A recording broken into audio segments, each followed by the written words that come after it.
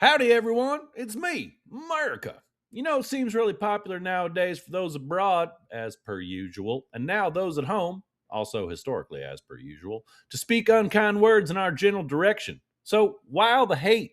Why is the prevailing theme of fuck America seem to be all over the place, from social media to the actual media, pop culture, and more? Do we deserve it? Is it us?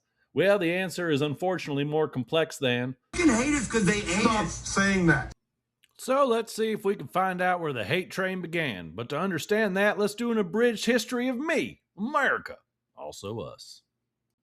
It all started when a bunch of wig wearing Europeans decided to flee Europe for the New World. Some were seeking to make their fortune, some were seeking scientific exploration or fame. One thing they all had in common, they thought they could build a better life in the New World. And frankly, they weren't going to let a little thing like already being inhabited by indigenous people stop their European colonialism. Note the emphasis. The most notable and obvious colonists were the English, but the French, Dutch, Germans, Swiss, Irish, Spanish, Portuguese, you get the idea, Europeans. And with them, they brought disease, death, religious and cultural indoctrination. Oh, and the transatlantic slave trade. Hey, I thought this was going to be about America being awesome. What's with all the grim reality?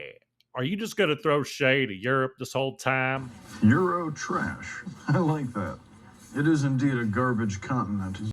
The story of where we came from is crucial to understanding how we got to where we are today. Often today, it's spoken of the United States like we were a national identity before we ever got here and did the colonialism and slavery all by ourselves. Not the case. Please talk more about how you hate Europe and bicycles. All of this began in the late 14 and early 1500s, with the Spanish founding the settlement of St. Augustine down in Florida in 1524, which is the oldest continually inhabited settlement in the continental U.S. Settlements and further expeditions over the entire continent began, with each of the different European nations staking their claim to the land, regardless of who said what. And things went this way for a long time. Most colonial citizens retained the national identity of their homeland, and each different settlement had various successes, failures, and relationships with indigenous peoples. But an idea was brewing in the colonies that would change the world forever. The ideas of enlightenment and civil liberties began to take root. Individual rights and representation in government were new ideas gaining momentum fast, and with each parent nation playing their own political games and using all their colonies as pawns on a chessboard, an identity began to emerge.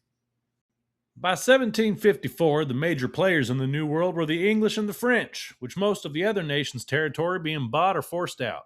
You see, the English wanted to expand westward, and in their way was the French and their territorial claim to the central part of the continent, from Canada to Louisiana.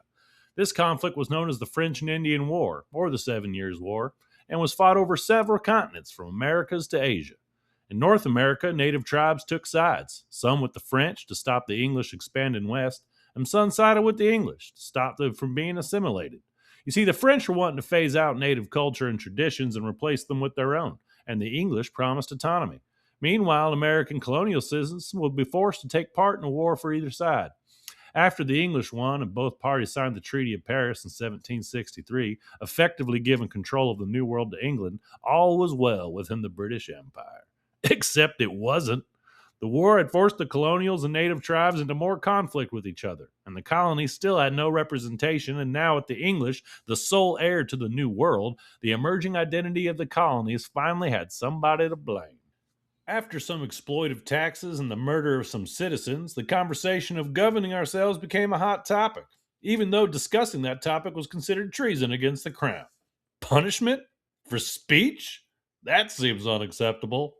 So after some fighting, allying with the French, and crossing a frozen river in the dead of night to slit some throats on Christmas morning, the United States was effectively born on July 4th, 1776. We formally became a nation. History began on July 4th, 1776.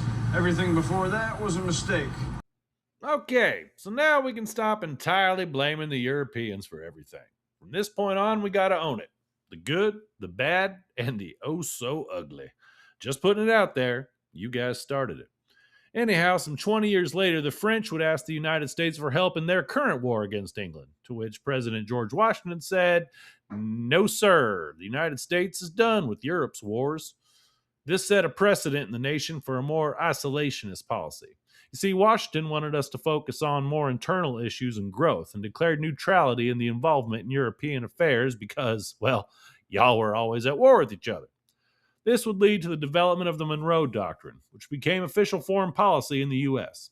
Essentially, it said, you stay on your side of the globe and stop all colonization of the Western Hemisphere, and we won't get involved in European affairs or conflicts.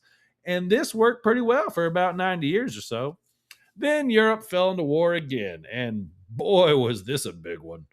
We stayed out of it due to our policy for a while, and World War I was going on for full 2 years before we decided to show up.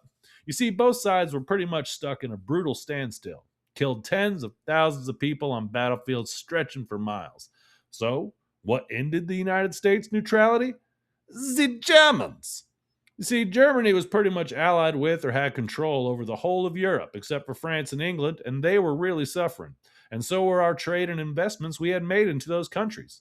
Germany had a policy of open submarine warfare, which saw civilian and non military vessels of neutral countries, including the U.S., attacked by German U boats. After the Germans targeted the civilian cruise liner the Lusitania, the Germans sent a telegram to Mexico saying, help us out and attack America, and we will help you get everything from California to Texas back. To which Mexico replied,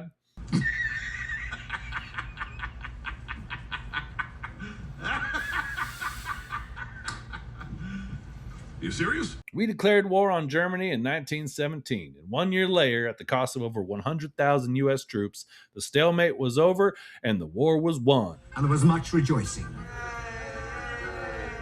The United States returned home and tried to fall back on its isolationist policies, but with more involvement in Europe after the Great War, this was increasingly difficult to do. It wasn't long until the Germans were at it again, and Europe was once again thrust into a major war. Except this time, the technology was better, major industry and manufacturing had learned from World War I, which I guess was a good thing because boy did this escalate quickly. The U.S. tried to stay out of this one too, but after Japan tried to make sure we stayed out of it by attacking our Pacific Fleet in Pearl Harbor, well, we obliged them. The U.S. was at war once again, on the side of Europe and against Europe. The world-dominating aims of the Axis powers forced the United States to deploy soldiers across all theaters and continents. And after the brutality of industrialized slaughter, the Allied powers were victorious, and it was time for the United States to return home once again. But this time, we didn't. We stayed. We drew out and mediated the peace and rebuilding plans for all nations, Axis and Allied alike. We set up bases as a deterrent against territorial expansion and the encouragement of free trade for nations to meet their needs. A lot of the hate stems from this point right here. Time goes on, history fades, and memories are short. And to new and younger generations, you can understand why some people view us as... Well, please, get down on the ground. But essentially, a little more shade, you couldn't be trusted to do it yourselves. And since your wars messed with our friends, our citizens, trade goods, and money, we find ourselves where we are today. The United States since then has been at the forefront of international mediation, humanitarian aid, and yes, even military intervention into otherwise sovereign nations, all of which is under the official positioning and reasoning of this method is better than more world wars, which often puts the U.S. into complex and fragile positions where there is no way to please everybody and someone will get offended.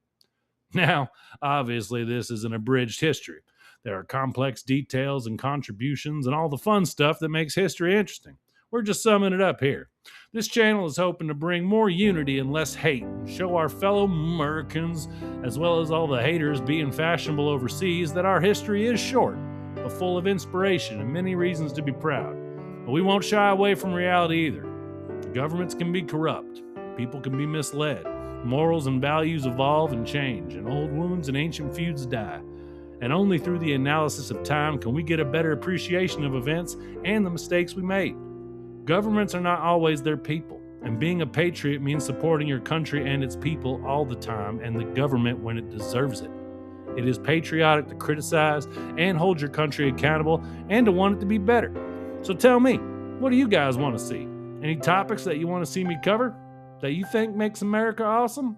Got a question you're dying to ask, or is there some stereotype or cultural difference that boggles your mind? Let me know in the comments and I'll get on it. Merica.